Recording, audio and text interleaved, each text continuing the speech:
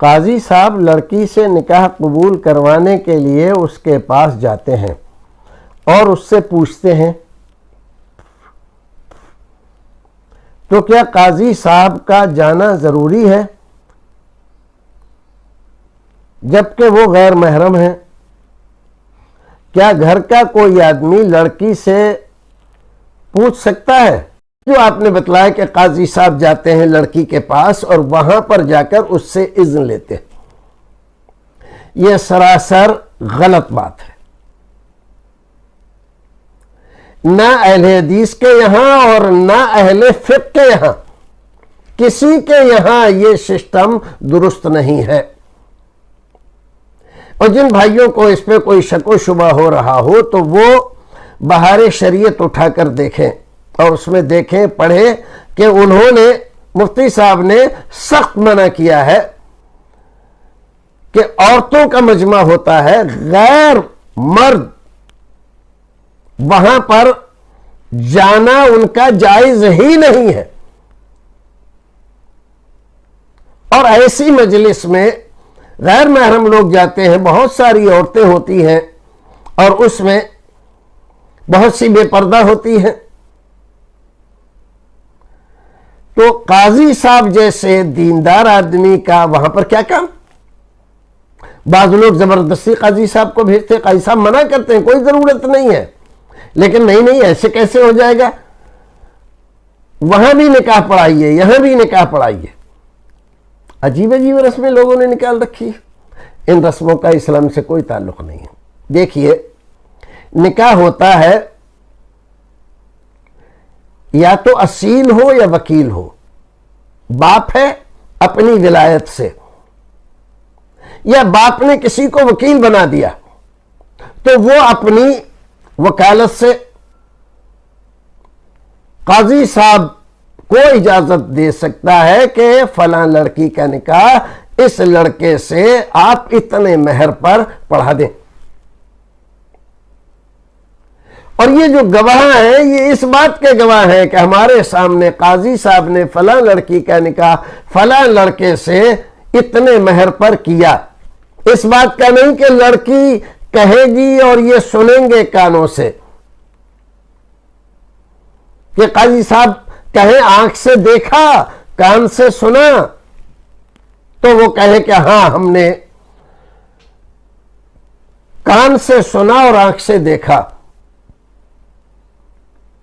اس کی کوئی ضرورت نہیں ہے۔ ولی اپنی ولایت سے اور وکیل اپنی وکالت سے نکاح کی اجازت دے سکتا ہے، اور نکاح کی مجلس ہی میں یہ ساری کارروائی ہو سکتی ہے، عورتوں کے مجمع میں جانے کی کوئی ضرورت نہیں ہے۔ تو کیا جس کو وکیل بنایا گیا ہے اس کا جانا ضروری ہے؟ نہیں، وہ وکیل لڑکی کا نہیں ہے، وہ وکیل اس اصیل کا ہے جو ولی ہے، اس کا باپ، دادا، چاچا، ماموں۔ اگر باپ اور دادا وغیرہ نہیں ہے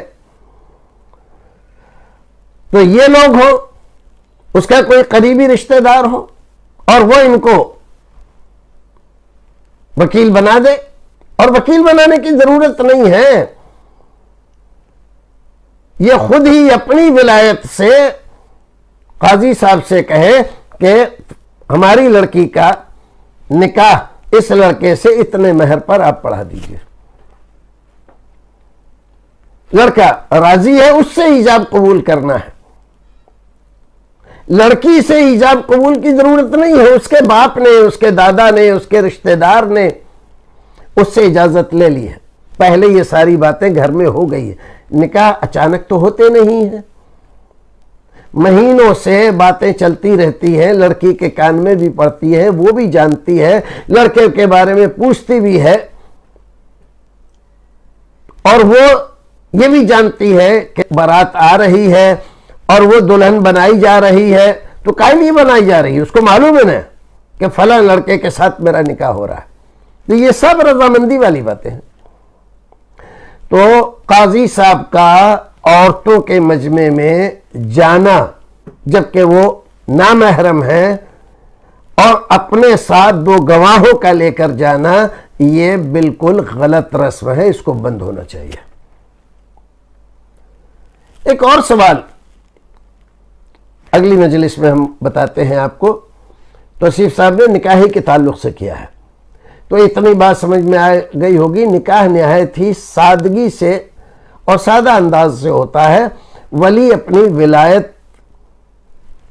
کا حق استعمال کرتے ہوئے اپنی لڑکی کا نکاح پڑھوا سکتا ہے.